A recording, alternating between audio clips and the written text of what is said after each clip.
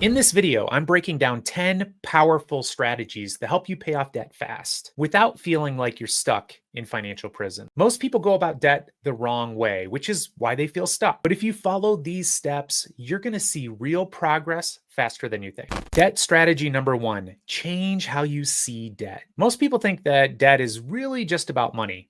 But in reality, it's very psychological. Debt can trigger feelings of shame, feelings of stress, and even hopelessness. And when you're overwhelmed, your brain goes into fight, flight, freeze mode, and it's really tough to even think clearly, let alone do what you need to do. For example, have you ever ignored a credit card statement because you knew the number was bad and you didn't want to even see it? That avoidance is understandable, but it does keep people trapped. I also want you to know that it's extremely common, so you're not alone if you do that. This is where you need to start shifting your mindset and shift what you're saying to yourself. So instead of saying, "Oh, I'm drowning in debt," try, "I'm creating a plan to control my finances." Or, "I'm not bad at debt. Debt is something I can fix if I just know what to do." Your brain listens to the words you use. So talk to yourself like you're a problem solver, not a victim. So what's one negative thought you've had about debt? How can you reframe it? I'd love to hear about it. Drop it in the comments below. Debt strategy number two, know exactly what you owe.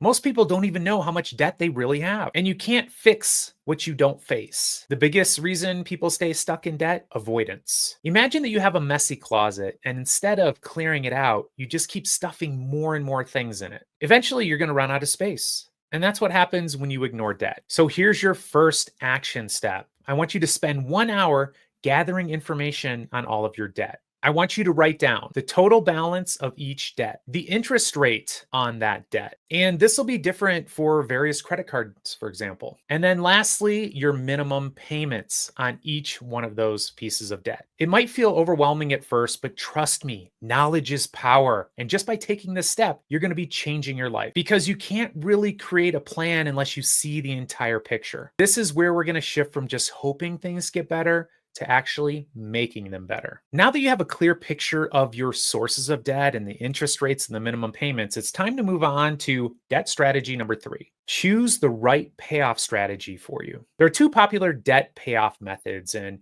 which one you choose really does depend on how your brain is wired. There's the debt snowball method, which focuses on paying off the smallest debt first, no matter the interest rate. And then there's the debt avalanche method. And for this method, you focus on the highest interest debt first, which ultimately saves you the most money. But let's look at this through an example. Let's say you owe $500 on a store card with 15% interest, $2,000 on a credit card with 22% interest, and $10,000 in student loans at an interest rate of 6%. With Debt Snowball, you tackle the $500 debt first because it's the smallest. The reason you might do this is because quick wins can keep you motivated. So this is how you would put the Debt Snowball method to work in your own life. First, list out all your debts from the smallest balance to the largest balance. Then you're going to pay the minimum payment on all of those debts except for the smallest one. Then you're going to throw every extra dollar you have at that smallest debt. Once it's paid off, you will roll that payment into the next smallest debt. So let's go back to our example of your $500 debt, your $2,000 credit card debt, and your $10,000 in student loans. You're going to focus on crushing that $500 debt first. Then when that's paid off, you're going to move on to the $2,000 debt. And once you've tackled that, you're then going to move on to the $10,000 debt. This method works because seeing debts disappear can be extremely motivating and it feels great. With the debt avalanche method, you're going to tackle that $2,000 debt first because it's at the highest interest rate of 22%. That debt is costing you the most money in interest. And starting with that highest interest rate debt is going to save you the most money in the long run. So this is how you would implement it. First, you're going to list off your debts from highest to lowest interest rates. Then you're going to pay the minimum payments on all of those debts except for the one with the highest interest rate. You're going to put every extra dollar you have towards that high interest rate debt. And then once it's paid off, you're going to move to the next highest interest rate debt. So in our example, you're going to tackle that $2,000 credit card debt first because it's at 22% interest. And after you've paid that off, you're going to go after that $500 store credit debt at 15% interest. Then lastly, you're going to go after your student loan debt of $10,000 at 6% interest. Now, this is mathematically smarter, but progress can feel a little bit slower if the balance is large. Both of these methods have their pros and cons, and neither is right or wrong. It's about what keeps you motivated and keeps you moving towards that debt payoff. If seeing quick progress helps you stay motivated, try the debt snowball method. If saving the most money for your future matters most to you, go with the avalanche. You can also switch between the two methods as you go and as you gain confidence. This brings us to debt strategy number 4, automating your payments. If you're manually paying your debts off each month, you're making it much harder than it has to be. If you force yourself to have to remember each month to make your payments, there's a good chance life is going to get in the way. Have you ever meant to pay a bill but you forgot? I have. And then you get hit with not only interest but a late fee. It's a terrible experience, and that's where automation really pays off. And here's how you can set it up. It's so easy right now. First, log into your bank or your lender's website. Then you want to schedule automated payments for at least the minimum due. And if you can, of course, you want to add an extra fixed amount towards your focused debt. Even an extra $10 per payment can cut your interest and shorten that payoff timeline for you. But the great thing about this is you set it and forget it. Your future self will thank you. Debt strategy number 5, and this is a very important one. Stop adding new debt. You can't get out of debt if you keep digging the hole deeper. This seems obvious, but a lot of people continue to use their credit cards while they're trying to pay them off. That's really like trying to drain a bathtub while you still got the faucet on. So try this instead. Take your credit cards out of your wallet or out of your purse. Remove your saved payment methods from online retailers. And then go ahead and freeze your credit cards. Like quite literally, put that credit card in a cup of water and put it in the freezer. Doing this sort of thing adds friction, which is what you want. And when you have to go through several steps to get at that credit card, you're less likely to use it. It really helps you put some time in there so you can think. You can turn on your prefrontal cortex, think through the consequences of continuing to add onto that debt. Debt strategy number 6, find extra money without feeling deprived. Cutting out the lattes won't make you debt-free, but this will. Most debt payoff advice tells you to cut expenses. Cancel subscriptions, stop eating out, and say goodbye to every little treat in your life. But here's the truth. You can only cut so much. What if instead of just cutting back, you found extra money you could throw at your debt? The truth is, the fastest way to get out of debt isn't to shrink your lifestyle. It's to increase your income while keeping your expenses the same. Whether it's a side hustle or a bonus or a tax refund, every extra dollar you bring in would go straight towards your debt. And this will help you become debt-free much faster.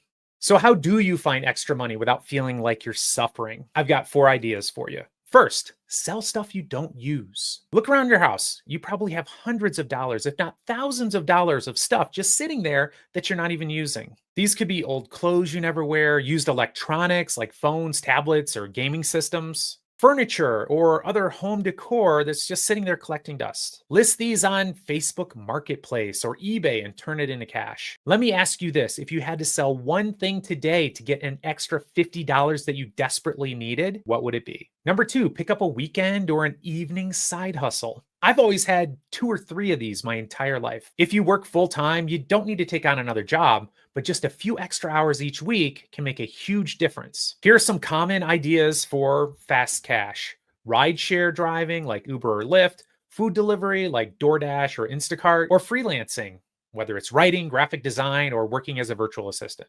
Let's say that you deliver food on Saturday nights and make an extra $100 a week. That's $400 a month or $4,800 a year just from one night of extra work. So let me ask you this. What's one side hustle you could start doing today that fits into your current lifestyle? Number 3, monetize a skill you already have. Do you have a talent or hobby? Well, if you do, it could be making you money. For example, are you good at writing? If so, you can try freelancing or Fiverr or Upwork. Do you love kids? How about babysitting on the weekend? Do you know math? You could tutor students online. Or do you enjoy making crafts? If so, you can sell handmade items on Etsy. That's just a few different examples of how you can turn your talents and hobbies into extra money. So let me ask you this. What one skill do you have that you could turn into extra income?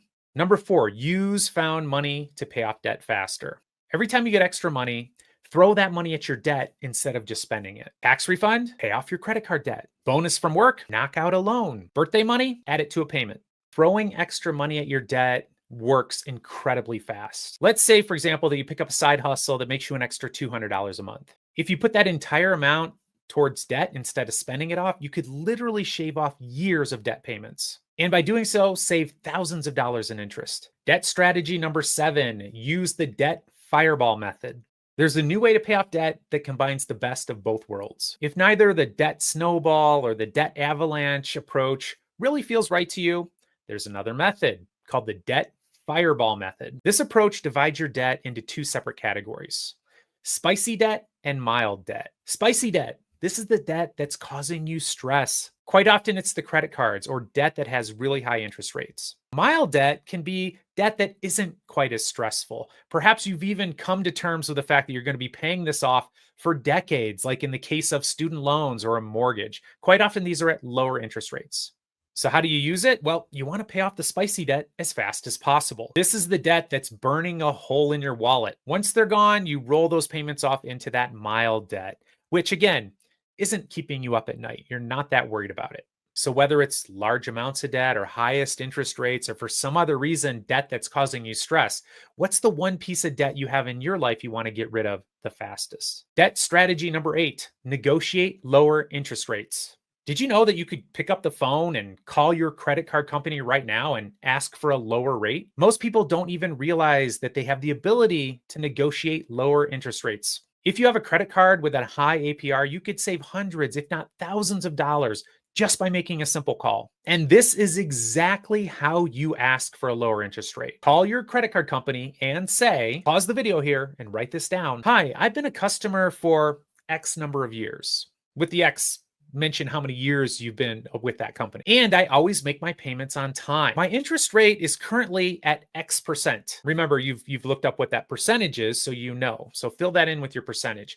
And I'd love to see if there's anything I can do to lower it. Then you sit back and you be quiet and you wait to hear what they say. And here are some extra tips to make this call even more successful. First, be polite but firm. If they say no, just politely ask to speak to a supervisor. If they won't budge, ask about balance transfer offers that have lower interest rates. And if they don't have anything for you there, you might want to look into other credit card companies that you can transfer your balance over to that does have a lower interest rate. Your credit card company knows that these other companies exist, and they will not want you to move that money over because then they lose out on your payments. If you lower your interest rate, for example, from 24% to 18%, you will save hundreds in interest over the next year without changing your monthly payment. Debt strategy number 9, celebrate milestones. If you're not celebrating the small wins, you're more likely to give up. For many of us, debt payoff is a long journey, and without rewards, it's easy to burn out. Here are some ideas on how to stay motivated. First, track your progress visually.